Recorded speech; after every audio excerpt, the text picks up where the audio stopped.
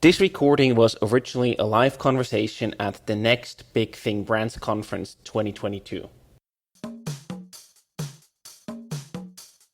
Money buys you time, and whenever we speak about innovation and new ideas, usually your time to market is crucial. So I would probably not compromise on that. And if I have a case where I can raise money.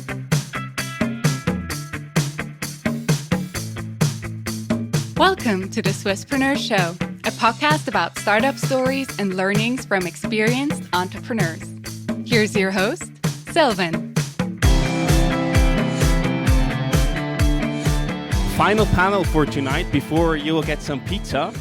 And we really do have an all-star founders panel here from the Swiss startup ecosystem. So it's my pleasure to introduce you to the three panelists that we have here today. First of all, we have Léa, CMO and co-founder at Carvolution. Very well, welcome, Léa. Then we have Flavio, the CIO and co-founder at Beekeeper. Welcome. And also Tobias, the co-founder and CEO at Yamo. Very well, welcome, Tobias. So we're basically going to talk about how to go international and how to go big as a Swiss startup. The first question is for you, Tobias. How important on a scale from 0 to 10 would you rate the importance of your brand at Yamo for your current success? 11. 11, wow, that's a statement. You have to explain how you choose 11. So I don't know how many of you know what Yamo is all about. So we are a brand for kids and baby food. So we're building the next leading brand of kids food.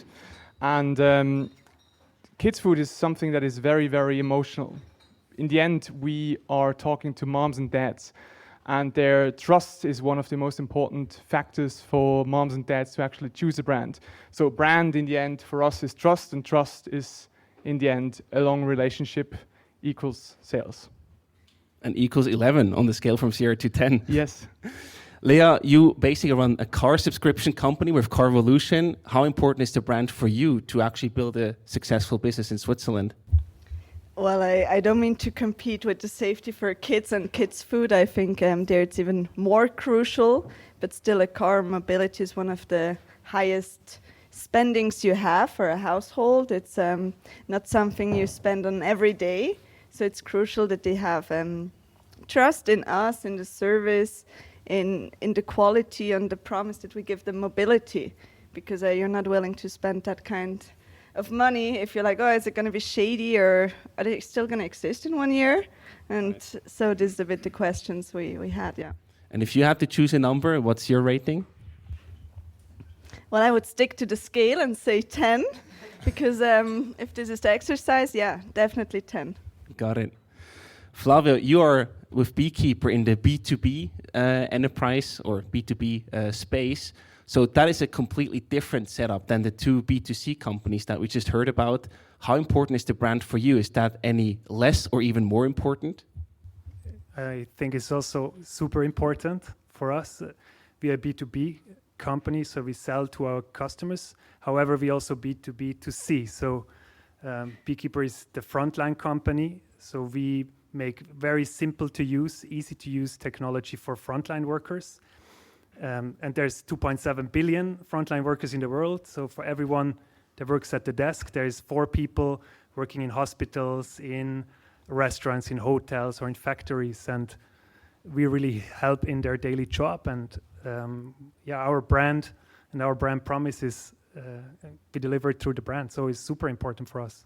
So that's really surprising, right? Because one might think in a B2B environment, the brand is less important, but you also have to deal with people in the end. So it has a very high relevance.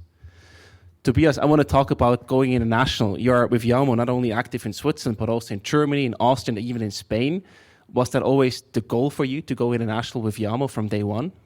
Yeah, actually by now we are also in Belgium and Portugal. Crazy. You're even faster than my research.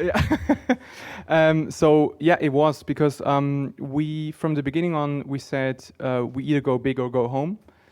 And it's about building a next generation brand in Europe. And Europe is not just DACH, it's really everywhere. And from there, potentially taking it to Middle East, to Far East. That's actually markets that we're looking at for the mid and long-term future. So yeah, to answer it in short, it was.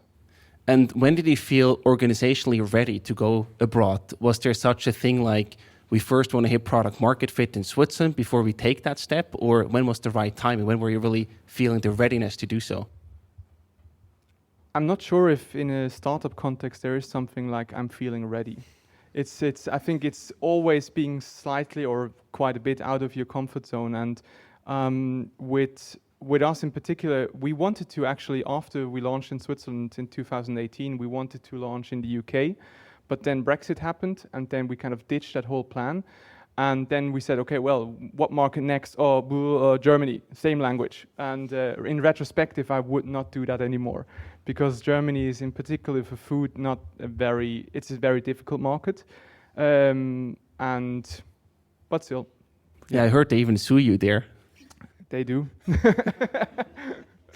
And how do you actually deal with the cultural differences? I mean, Belgium, Spain, the DACH region, that's all quite different culturally, although we're all in Europe. Is that something that you also noticed when you expanded to these countries? No, we did not. And actually, before we go abroad, we also look at, for example, how the customer sentiment is, or parent sentiment towards brands is, and what is relevant for them. And in the end, it's unilateral. It's the love for your kid, the love for doing the best for your kid, and that, I think, counts for every market in the world.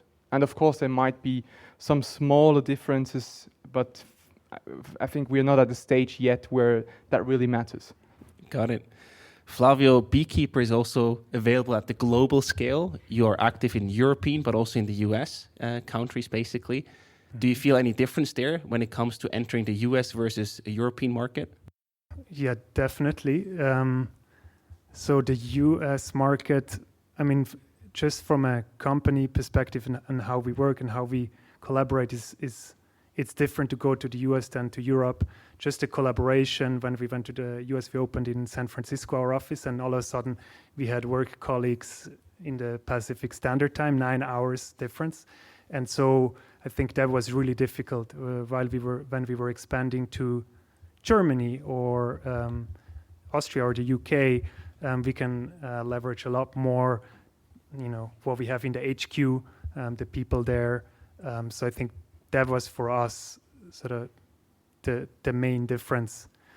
From a product point of view, definitely in the US, we didn't have product market fit when we went there, and the same in Germany. So there's different legal situations. In Germany, the labor laws are different. There's Betriebsrat, so it's like a labor council, which has a lot to say and which we involve in our solution. And the same in the US, it's not that easy to give every worker technology that they use on their private smartphone. So employers were afraid that unions would sue them because they use technology in their free time on their private smartphone. So it's definitely different for every market. These are certainly big challenges to overcome when you expand to a new market. Do you wish that you had waited for longer until you figured that out? Or was that actually exactly the right thing to do? Because you said, well, we wouldn't have figured that out here from Switzerland. We just had to go and be there. I think we planned to go to the US quite early on, but we went even more early. It was a bit opportunistic. We found there our first hire, which was able to represent and build a team there. I think it's good to have a plan, but we took the chance when it was there. Opportunity sometimes is like a hair on a bald man's head. So, so we grab it, we take it and run.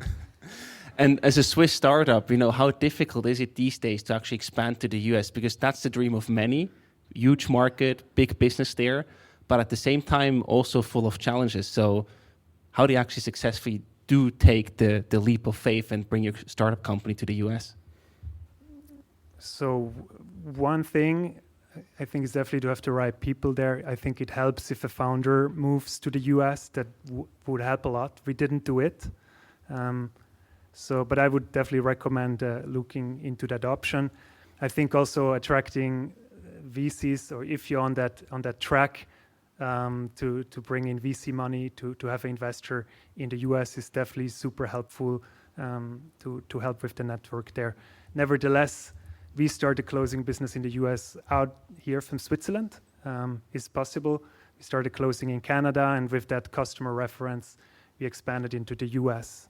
I think what's super important when going to the US is that be bold, and that the Americans, they have this law of attraction. You just dress like you are $1 million, or you make yourself bigger than you are, right? And so when prospects go to our website, it's really important that they see it's not like two founders in a garage in Switzerland or in an Alp hut, but it looks like 100 or 1,000 people strong organization. I think that's a really key thing for the US market. Absolutely. Now, I also want to talk about the Swiss case, of course, Léa. You were founded in 2018. You grew to the largest car subscription company here in Switzerland. What does it actually take to scale in Switzerland, to do a really good job here and build a sustainable business here in Switzerland? Well, I guess it needs some time, right? It's not that we are a one-year company. And even in Switzerland, I mean, you said you didn't feel too many cultural differences. If I think about our romans, they are very different. So even then you need to think about that. But in Switzerland, I think it's everything but this crazy boldness of we are a 1 million whatever company. I think here it's more the Swissness, being down to earth, being local. I think this is what Swiss people like. And yeah, we're a consumer case kind of. So we had to align with that. And at the end, cars especially, it's something people talk about. Mm-hmm. So what it means, you need to deliver. Like, you can't compromise on quality because people are going to talk about how bad it was, and this goes faster than the good experience. So there we just had to always put the clients first and go the extra mile. And yeah, also with cars, even in Switzerland, you need to solve logistics. It's an execution game. It's 2 tons that need to move at the right time to the right person. Tires need to be there. So it's not... Switzerland sounds so small and so tiny. It's not when you do it with cars. I can imagine. And even with the different languages, as you mentioned, it can feel like you're building an international company within the same country, right? Exactly. And this is like, we wanted to take the Swiss market all for us. So we said, yeah, we're going to do it in 3 languages. There's no compromise on that. So if we wanted to leave Switzerland, it couldn't be that complicated, right? You already did the exercising at home. Yeah. Think about it sometime. Right. At the same time, Switzerland is also quite a small market, right? You have renowned investors like Red Alpine, etc., in your company. So they certainly did look at the business case. But were you ever afraid or scared that the Swiss market might be too small for what you have to offer, and you do need to go international one day? Well, I think if any one of the investors would have been scared, they wouldn't be our investors today. I mean, if you look into the car market, it's 300,000 newly enrolled cars every year. It's not a small potential. And we came to the conclusion that focus is what we need to become the one dominant player, to stay the one dominant player in Switzerland. And if you do the whole calculation, it turns out to be something highly interesting. And I guess this is why we're around, or we have the investors we have today. And do you even think about going international, or is that something that you don't even map out on the potential roadmap? Me personally, I think about so many things the whole day. So of course it's tempting to say, hey, let's just go a little bit across the border. I mean, it's exciting as a founder too. But I think this is then the consistency. You need to say, hey, but the focus here is going to pay off. But yes, these discussions happen. It's important to have them, to be aligned about them. But at the end, I think we're on the right path, staying like at home in Switzerland. Is it sometimes very difficult to say no to the international path? Well, it's not difficult because it makes sense to stay here. But it's still tempting to see another country, another market, to compete with the brands there. I mean, for me, it would be exciting, but it's not a smart decision. So, got it. So I want to bring it also back to you guys, to Tobias first. Before you said there was no cultural difference or challenge in that regard from the consumer, for the customer perspective.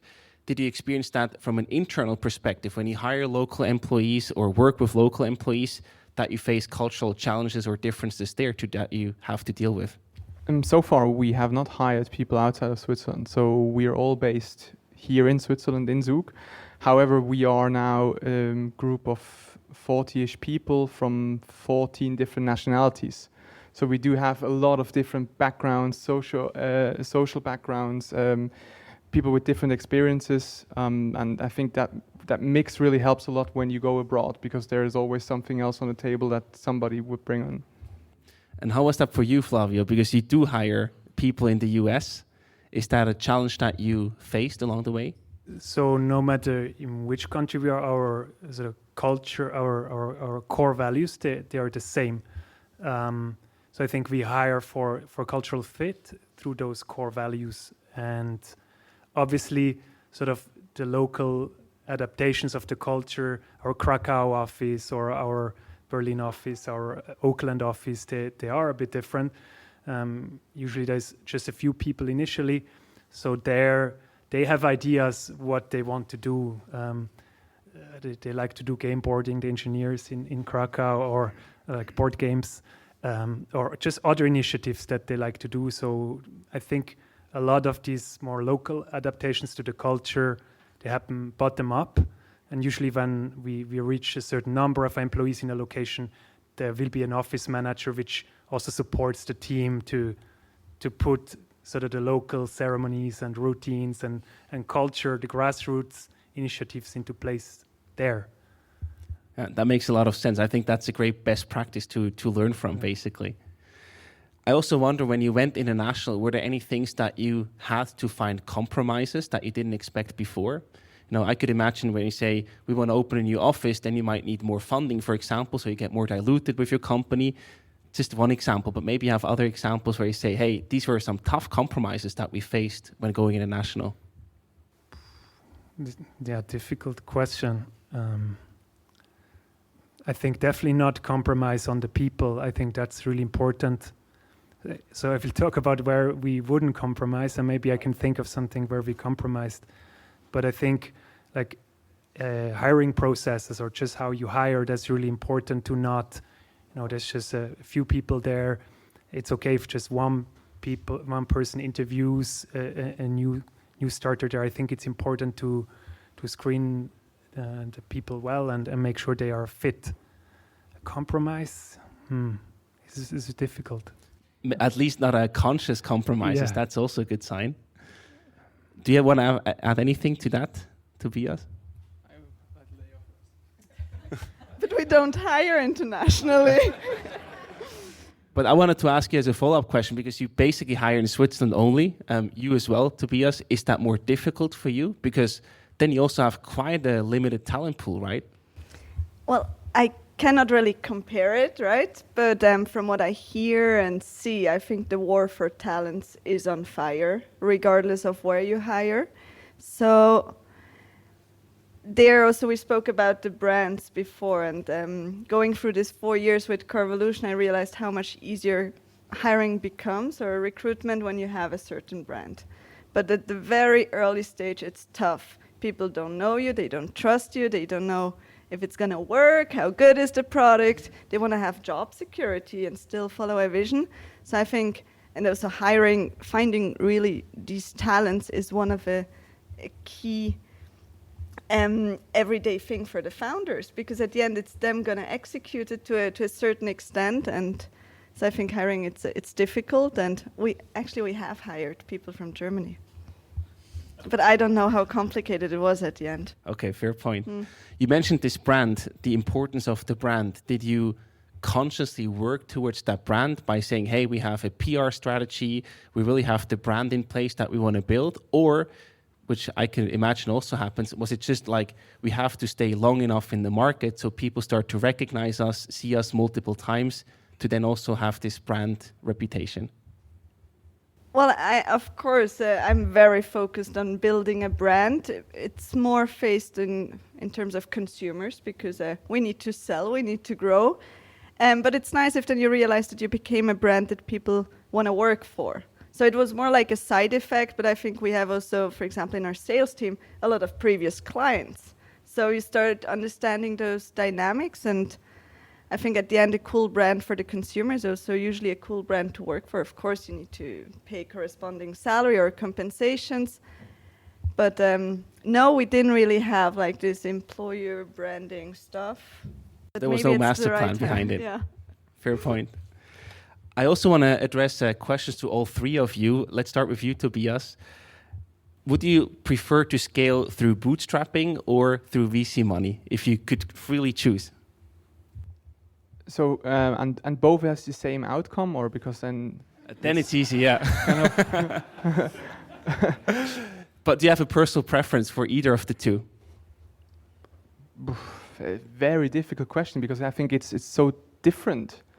Of course, it would be fantastic if you could just grow a company by yourself with your own money and without giving away any bit of it. Of course, I think it should be and would be everybody's dream. But in reality, when you want to build something in a relatively short amount of time, and I think that's in the end what all startups or most startups are about, building something from zero to somewhere in a very condensed time of you can't do it without.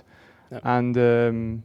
And I think it, of course, it puts a different thing to it, because it's not just yourself that you're accountable to, but other people as well, which is very, very important. And then again, I think it is also, it's something you can actually be proud of, that you're in that very tiny fraction of all companies in the world that is able to do that for a short period amount of time. Because in the end, a traditional VC looks at, 1,000 to 3,000 cases a year.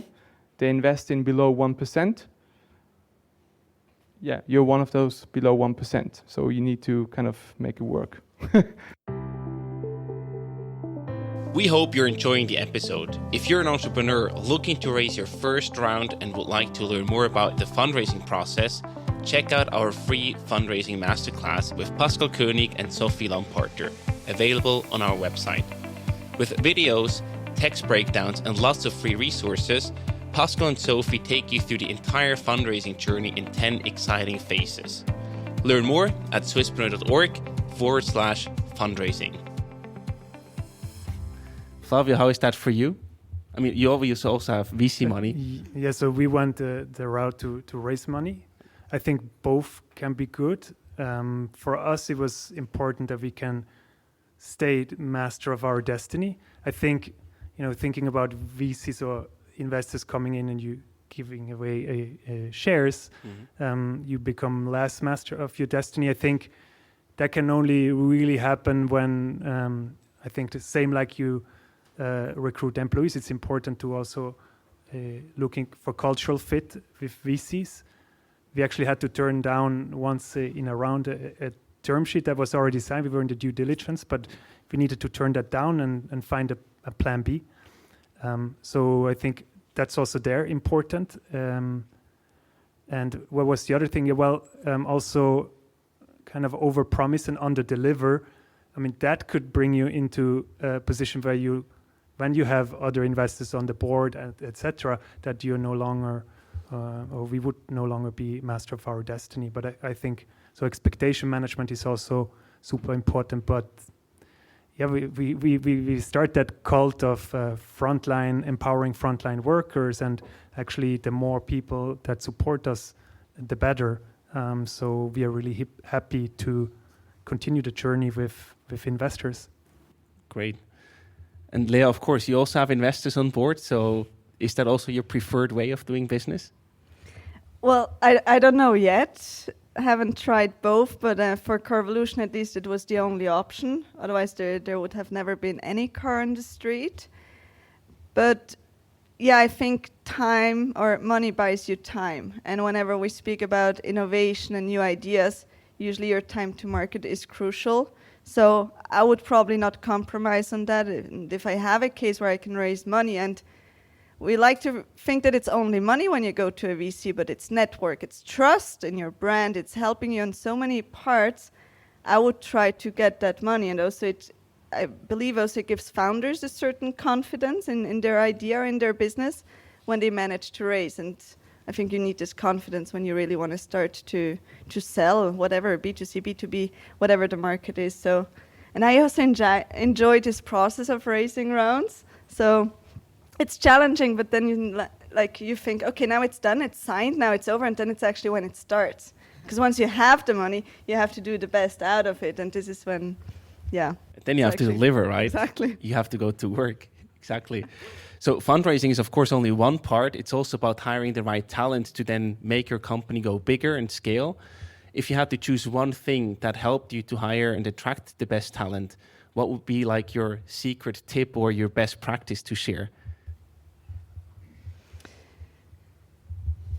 Trust your gut feeling. I think when you find yourself being like, yeah, but this is the pro, this is the contra, you're already in the place, maybe it's not the right hire. Yep. I think even more with key positions, I said before the time is crucial, and usually it is, but if you don't feel it, you don't feel it, and it's not going to change probably. So it sounds silly, but with hiring, if there's like this, maybe not, don't do it. It's a bit like it's either hell yes or hell no. Yes. Great.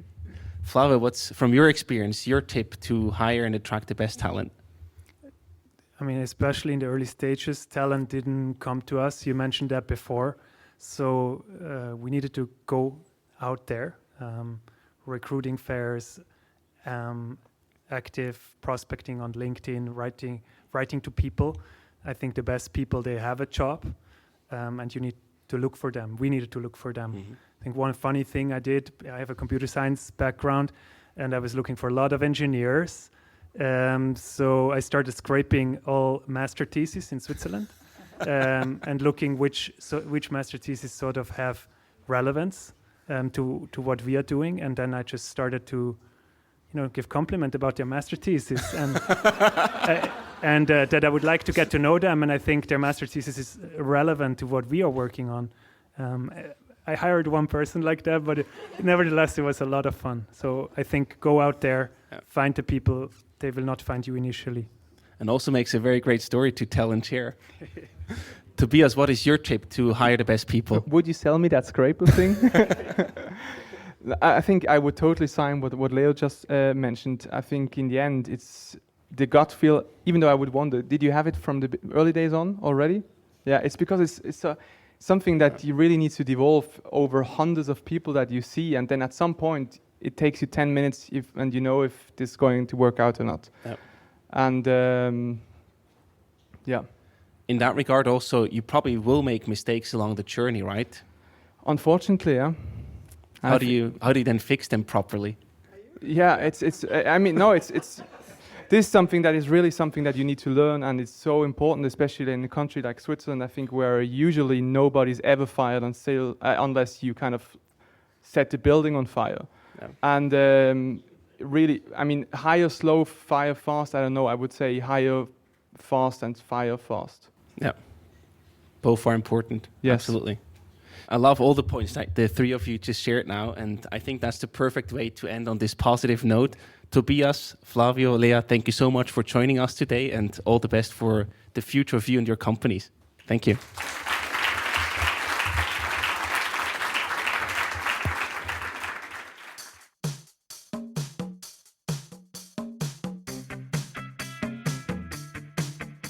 We hope you enjoyed today's episode. If you did, you can support us by rating our show on Apple Podcasts. This way, we can reach an ever-growing number of aspiring entrepreneurs.